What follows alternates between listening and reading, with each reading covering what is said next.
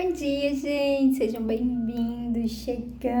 Estamos no capítulo 3 de Lucas, preparados para voltar para... deixa eu ver aqui como é que fica melhor. Ontem vocês viram que o meu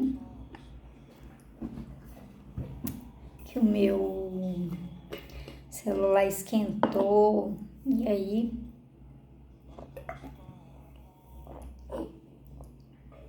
desligou, perdi tudo, tive que fazer tudo de novo. Então agora a gente não vai poder ficar mais muito na luz do sol não, porque o bichinho tá pedindo arrego. Mas é isso. Quarta-feira, dia 18, quarta-feira de cinzas hoje, né, gente? Mas a partir de meio-dia, aí a vida volta ao normal. Para alguns, eu já estou aqui preparada para a minha volta para a academia. E é isso, vamos que vamos. Que seja um dia abençoado, um ano abençoado, um mês abençoado. Que em nome de Jesus, sua decisão por Cristo todos os dias faça toda a diferença na sua vida, na sua casa, na sua família.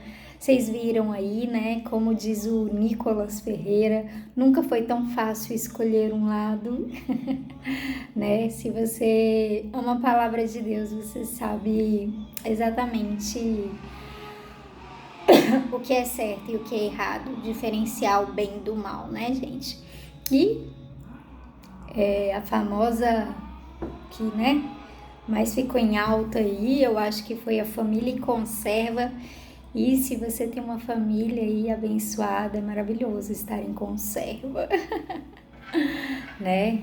Fique mesmo nessa latinha, se livre das coisas desse mundo, porque agora eles começam aí um período de quaresma, onde por 40 dias, se eu não me engano, é isso, gente? É agora? Eu acho que é, não é? Por 40 dias eles decidem, então, rever um pouco a situação, falar, Deus, eu entendo que eu, né, ultrapassei talvez esse período aí, nesse carnaval, mas ó, agora eu não bebo mais, não faço mais nada de pecado, porque agora eu vou, durante 40 dias, me separar para o Senhor. Só 40? Pra gente não, pra gente a gente escolheu todos os dias, né, gente? Então, que sua vida seja maravilhosa com o Senhor, amém? E é isso. E se você ainda não está conseguindo olhar para Cristo todos os dias, como vocês sabem, eu tenho um convite a te fazer da comunidade.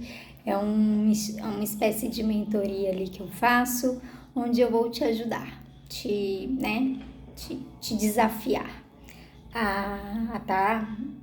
Enfim, você assina por quanto tempo quiser, você paga por um mês e se quiser você renova, se não quiser você não renova. Se você quiser para os 40 dias, tamo aí. Se você quiser para a vida inteira, tamo aí, em nome de Jesus, né? Vamos ver até o Senhor me levar ou decidir parar. Mas é isso, beleza? Vamos, sem mais delongas, começar a nossa caminhada aqui pelo capítulo 3 de Lucas. Ele vai falar ali muito sobre João e também sobre a descendência de Jesus. Então fica comigo, a gente faz aquela leitura corrida, como vocês já sabem, e aí depois eu venho com algumas considerações das quais eu entendo do texto, mas que você também possa ser levado a refletir enquanto eu estou lendo ou você está lendo aí da sua casa, tá bom?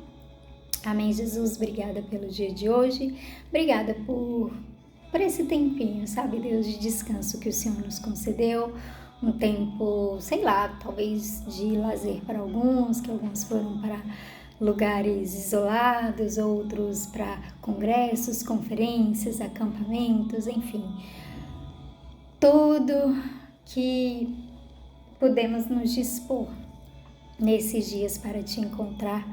Nós buscamos, assim também como talvez alguns aqui estão voltando hoje e foram, né, para alguns lugares dos quais estão arrependidos, mas em nome de Jesus, Nós oramos e te pedimos para que o Senhor os conserve, sabe, Deus? Os guarde, os livre do mal, do pecado, da morte, os perdoe, os lave com o sangue, Deus, da sua purificação. Olha o coração, a intenção, a motivação de cada um que está aqui, em nome de Jesus, e nos dá. Sabe, Deus, fala conosco, abre o nosso entendimento e o nosso coração. É o que nós oramos e te pedimos em nome de Jesus. Amém? Bora. Vai dizer assim: fazia 15 anos que Tibério era um imperador romano. Nesse tempo, Pôncio Pilatos era o governador da Judéia. Herodes governava Galiléia, o seu irmão Filipe governava a região de Ituré e Traconites. E Lisânias era o governador de Abilene. E Anás e Caifás eram os grandes sacerdotes. Foi nesse tempo que a mensagem de Deus foi dada no deserto a João, filho de Zacarias. E João atravessou toda a região do Rio Jordão anunciando esta mensagem. Arrependam-se dos seus pecados e sejam batizados, que Deus perdoará vocês. Isso aconteceu como o profeta Isaías tinha escrito no seu livro. Alguém está gritando no deserto: preparem um caminho para o Senhor passar. Abram estradas retas para ele, todos os vales serão aterrados e todos os morros e montes serão aplanados. Os caminhos tortos serão endireitados e as estradas esburacadas serão consertadas. E todos verão a salvação que Deus dá. As multidões iam se encontrar com João para serem batizadas por ele. Ele dizia a todos: ninhada de cobras venenosas, quem diz que vocês escaparam do terrível castigo que Deus vai mandar? Façam coisas que mostrem que vocês se arrependeram dos seus pecados e não digam uns aos outros: nós somos descendentes de Abraão. Pois eu afirmo a vocês que até destas pedras Deus pode fazer descendentes de Abraão. O machado já está pronto para cortar as árvores pela raiz. Toda árvore que não dá frutas boas será cortada e jogada no fogo. Então o povo perguntava: o que devemos fazer? Ele respondia: quem tiver 2 túnicas, dê uma a quem não tem nenhuma, e quem tiver comida, reparta com quem não tem. Alguns cobradores de impostos também chegaram para serem batizados e perguntaram a João: mestre, o que devemos fazer? Não cobrem mais do que a lei manda, respondeu João. Alguns soldados também perguntavam: e nós, o que devemos fazer?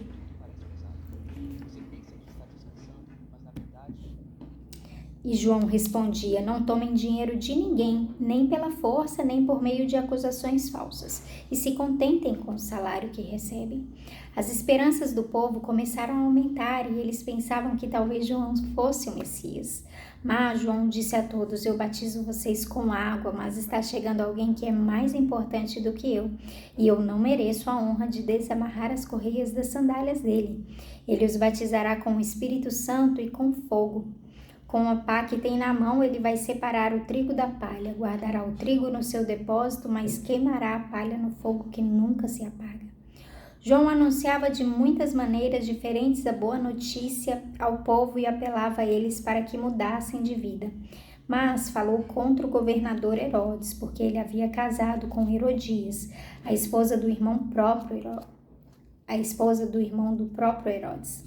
E também porque ele tinha feito muitas coisas más. Então, Herodes fez uma coisa ainda pior, mandou pôr João na cadeia. Depois do batismo de todo aquele povo, Jesus também foi batizado. E quando Jesus estava orando, o céu se abriu, e o Espírito Santo desceu na forma de uma pomba sobre ele.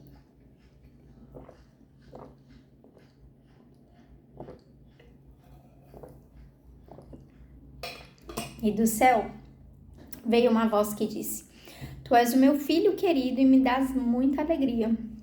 Jesus começou o seu trabalho quando tinha mais ou menos 30 anos de idade. Ele era conforme pensavam: filho de José, que era filho de Eli, filho de Matate, filho de Levi, filho de Melque, filho de Janai, filho de José, filho de Matatias, filho de Amós, filho de Naum, filho de Esli, filho de Nagai, filho de Maate, filho de Matatias, filho de Seimei, filho de José, filho de Jodá, filho de Joanã, filho de Reza, filho de Zorobabel, filho de Salatiel, filho de Neri, filho de Melque, filho de Adi, filho de Cozã, filho de Eumadã, filho de Er, filho de Josué, filho de Eliezer, filho de Jorim, filho de Matate, filho de Levi, filho de Simeão, filho de Judá, filho de José, filho de Jonã, filho de Eliaquim, filho de Meleá, filho de Mená, filho de Matatá, filho de Natã, filho de Davi, filho de Jessé, filho de Obed, filho de Boaz, filho de Sala, filho de Nasson, filho de Aminadab, filho de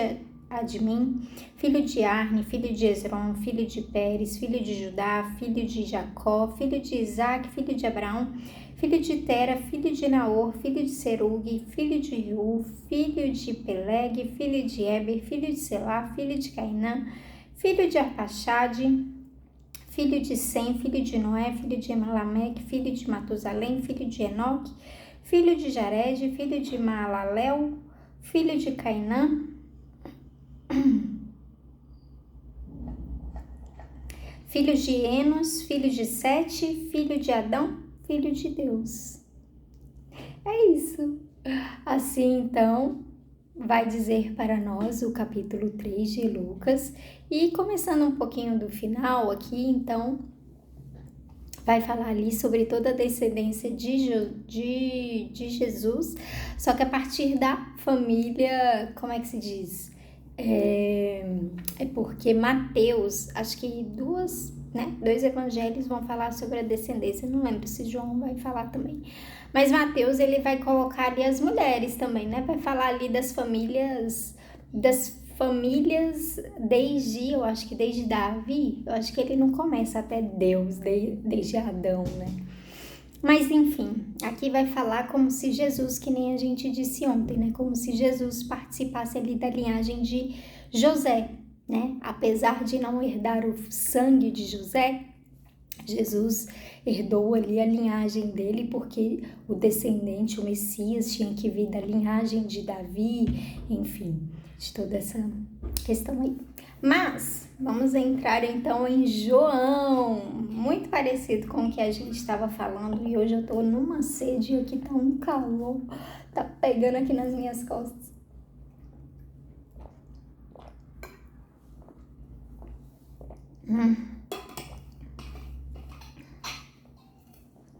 Bebam água, os dias estão quentes, né, gente?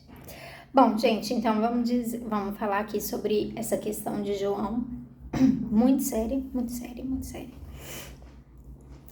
Lucas, então, ele vai enfatizar essa questão que num determinado momento, e ele vai colocar ali, vai contextualizar, como a gente viu, Lucas está escrevendo para Teófilo, um oficial romano, então para ele era importante essa contextualização ali de governos, né? Então ele vai começar dizendo que na época quem estava como imperador era Tibério, né? Fazia já 15 anos que Tibério era um imperador de Roma, e aí Pôncio Pilatos era um governador de Judeia, Herodes governava a Galileia, Filipe governava ali, Filipe, que era irmão de Herodes, governava ali algumas outras, Itureia, Traconides, né, Lisânias era o governador de Abilene, e aí vai falar também de quem era o grande sacerdote da época, que no caso isso para eles é muito importante, né, tipo papa, digamos assim. Então era Anás e Caifás. Anás, na verdade, já tinha passado, mas tinha um costume de continuarem chamando as pessoas assim, depois que, tinham passado, é que nem os papas mesmo, né? E aí vai falar sobre Caifás. Caifás, de fato, era o grande sacerdote na época, era genro de Anás, então também tinha toda essa questão aí familiar. E aí, beleza. E aí diz que nesse tempo, então, foi entregue João, como a gente viu lá no primeiro capítulo. O pai de João criou aquele menino com todo cuidado. Aquele menino foi anunciado a Zacarias. Isabel cuidou daquele menino de todo, né? Gestou aquele menino com toda uma carga espiritual, com toda uma força espiritual, entendendo o que ela carregava. Quando ele nasceu, Zacarias começou a profetizar na vida de João. João, num determinado momento, foi para um deserto, foi para um lugar separado, e aí, ali, o Senhor começou a entregar mensagem para ele. E aí, nesse momento aqui, então, Deus vira e fala: João, é a sua hora, é a sua vez, chegou o momento de você começar o seu ministério. E é assim, sabe, gente? Às vezes a gente quer, não sei vocês, mas eu fui assim, né? Às vezes eu queria começar um ministério e cara, às vezes a gente não tá pronto para começar um ministério, sabe? A gente não tem maturidade suficiente, responsabilidade suficiente, a gente não tem autoridade suficiente, né? Então, tudo isso precisa ser gerado em um ambiente onde você, às vezes, fala: mas eu nasci para isso, eu tenho certeza que eu vou fazer isso, que não sei o que nananã. Mas não é a hora. Então, aqui Deus vai falar que essa era a hora, esse era o tempo. Então, ele levanta João nesse tempo, com esses governadores, com todas essas questões acontecendo, e fala: João, eu te entreguei uma mensagem, eu amadureci ela em você. Zacarias, seu pai, foi muito intencional ao profetizar quem você seria, e agora tá na hora de você manifestar. E vai falar, né, a respeito da profecia de Isaías, que era João encarnado, né, gente? Era tipo igualzinho. Então, alguém está gritando no deserto. Então, ele provavelmente se conectou a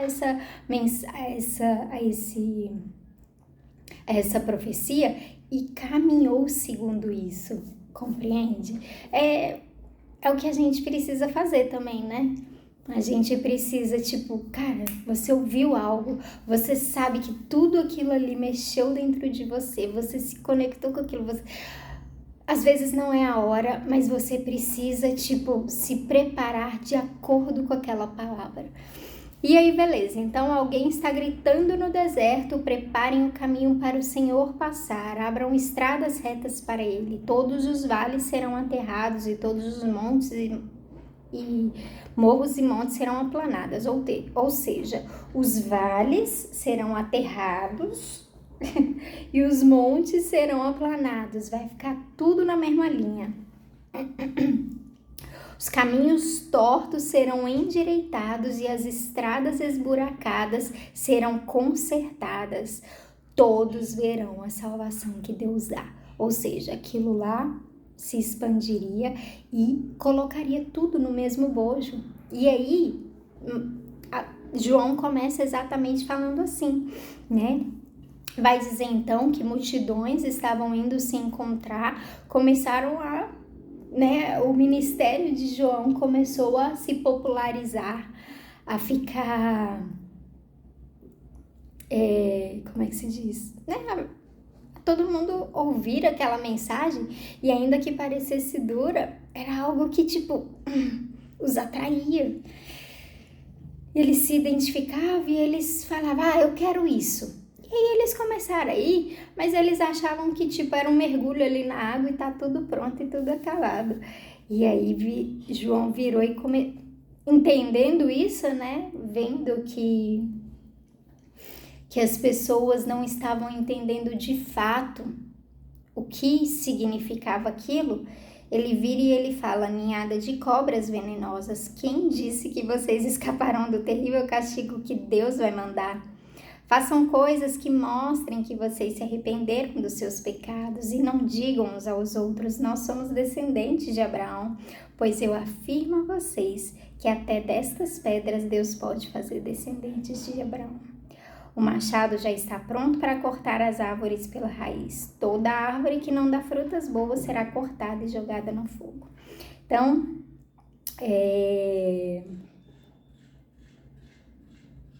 não sei se eu continuo, meu tempo não dá mais. Acho que eu vou parar por aqui. Falamos então um pouquinho sobre ministério aí, né? Sobre esse início de ministério. Eu devo falar um pouquinho, vou tentar falar pouco.